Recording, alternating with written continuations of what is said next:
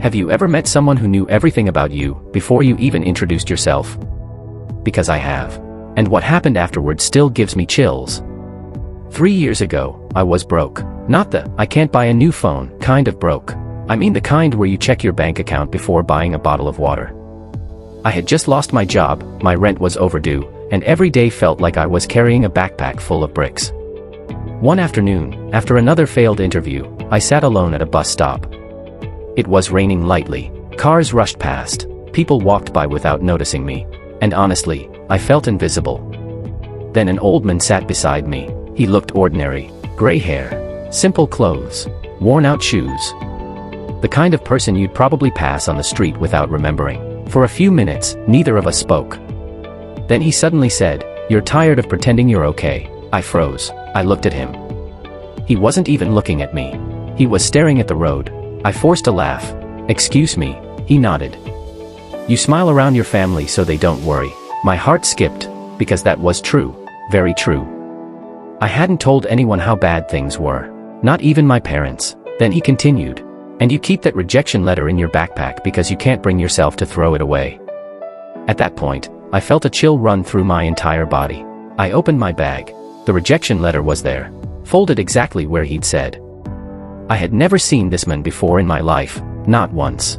I stood up immediately. "Who are you?"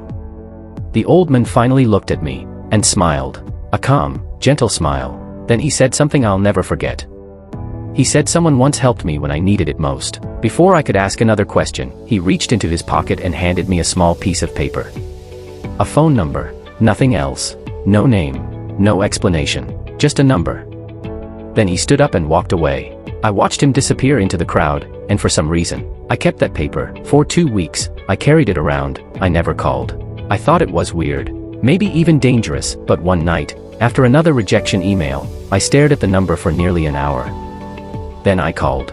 A woman answered. I explained everything, the old man, the bus stop, the piece of paper. There was silence.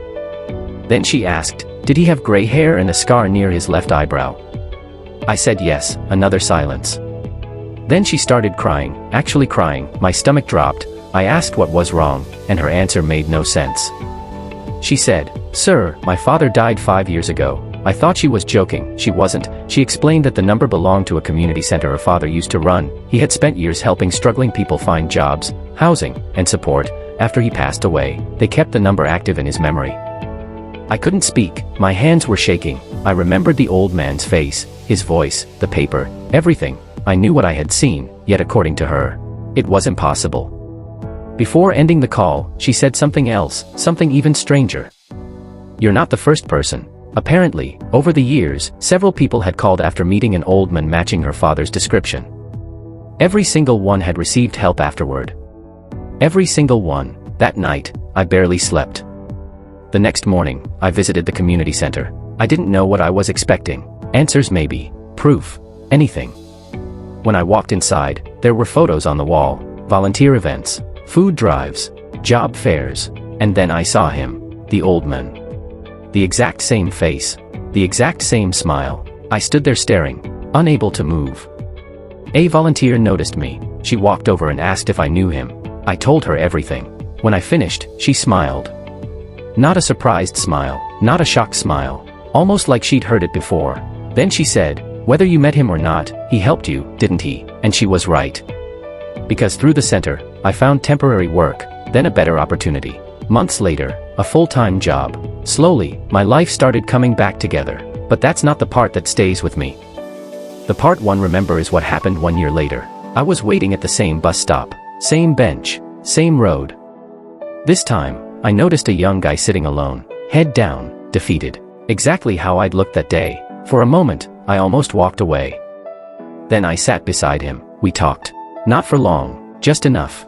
Before leaving, I gave him the community center's phone number, the same number, the one the old man gave me.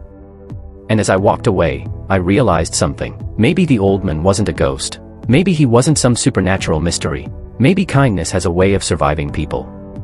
Maybe when someone helps us during our darkest moment, a small part of them keeps living through us. And maybe that old man never really disappeared.